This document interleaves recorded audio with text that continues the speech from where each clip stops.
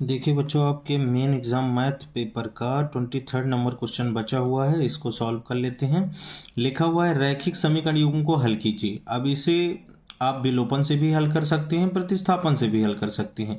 तो देखते हैं समीकरण कितना दिया गया है। समीकरण आपको मिला हुआ है बच्चों कि 3x + 4y बराबर 10। ये आपका है समीकरण नंबर फर्स्ट। दूसरा समीकरण है 2x - 2y = 2। ये है समीकरण नंबर 2। देखिए, इसे आप छोटा भी कर सकते हैं या करके आप छोटा कर सकते हैं। 2 कॉमन यहाँ से दिख रहा है, तो 2 कॉमन करेंगे तो अंदर कितना बचेगा?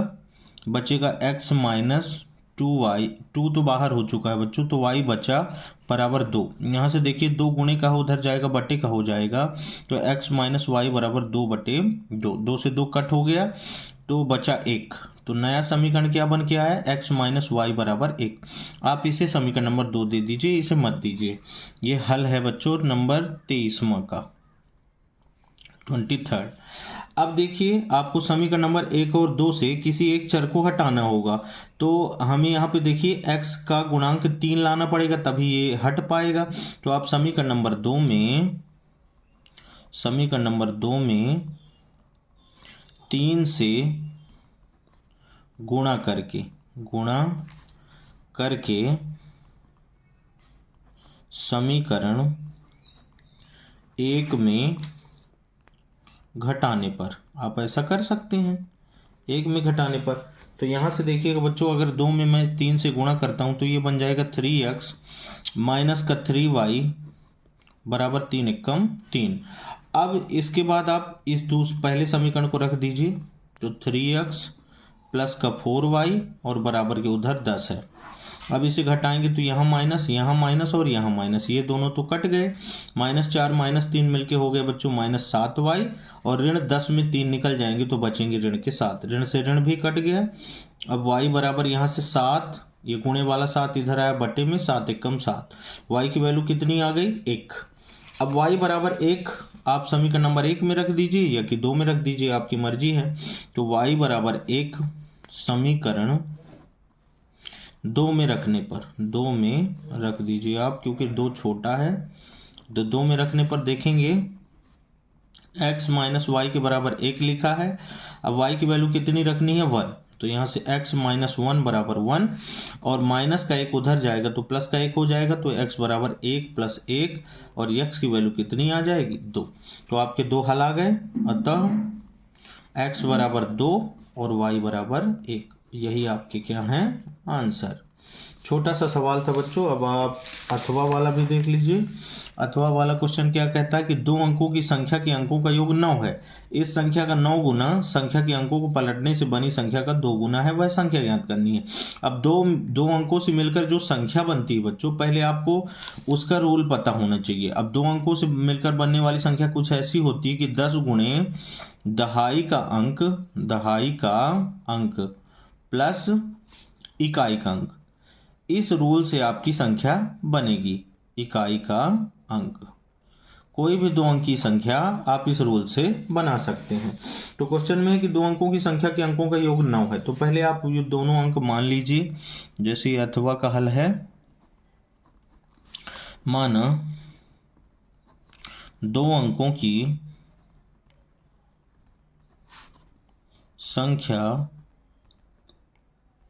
में दहाई का अंक x तथा इकाई का अंक y है। अब प्रश्नानुसार, प्रश्न में पहली ही लाइन में बोला है क्वेश्चन में कि 2 अंकों की संख्या के अंकों का योग 9 है, मतलब x + y इन दोनों की वैल्यू कितनी है? 9। इसे आप इक्वेशन नंबर फर्स्ट कर दीजिए। तथा 2 अंकों से बनी हुई संख्या कौन सी बनेगी? अगर संख्या देखें तो संख्या बराबर होगा बच्चों 10 गुणे दहाई का अंक। अब दहाई का अंक आपने क्या माना है? x, प्लस इकाई का अंक कितना माना है? y। तो ये हो गई संख्या। अब इसके बाद क्वेश्चन में चलना है। क्वेश्चन में कहता है कि इस संख्या का 9 गुना, मतलब ये जो बनी हुई संख्या है इसका 9 गुना संख्या के अंकों को पलटने से बनी संख्या का 2 गुना है। तो पहले आप लिख लीजिए कि संख्या के अंकों को पलटने से बनी संख्या। अब ये कौन सी संख्या होगी? अंकों को पलटने का मतलब होता है बच्चों कि आप इकाई की जगह दहाई कर दीजिए और दहाई की जगह इकाई कर दीजिए, मतलब 10 गुणे, अब यहाँ x की जगह y हो जाएगा प्लस दहाई का अंक x बदल गया। अब पुनः प्रश्नानुसार आप यहाँ से लिखिए, पुनः प्रश्नानुसार सवाल कुछ ऐसा कहता है कि ये जो संख्या है बनी हुई पुरानी संख्या, इसका 9 गुना, मतलब 10x प्लस वाई का 9 गुना, ये 9 गुना अंकों को पलटने से बनी संख्या कौन सी हुई? 10y plus x। इसके किसके बराबर है? सवाल में बोला है कि बनी संख्या का 2 गुना है। 2 गुना मतलब आपको 2 से गुना करना पड़ेगा, ये कर दिया मैं। अब 9 का 10 से करिए 9 दहम 90x, 9 का y से करिए 9y, इधर 2 दहम 20y प्लस 2 का x से करेंगे तो 2x। अब x y एक तरफ कर लीजिए, तो यहाँ से देखिए 90x, x वाला पद प्लस का है, इधर आया माइनस का हुआ, प्लस 9y पहले से रखा हुआ है, माइनस प्लस का 20y इधर आएगा तो माइनस का 20y बराबर के उधर कुछ नहीं बचा हुआ है।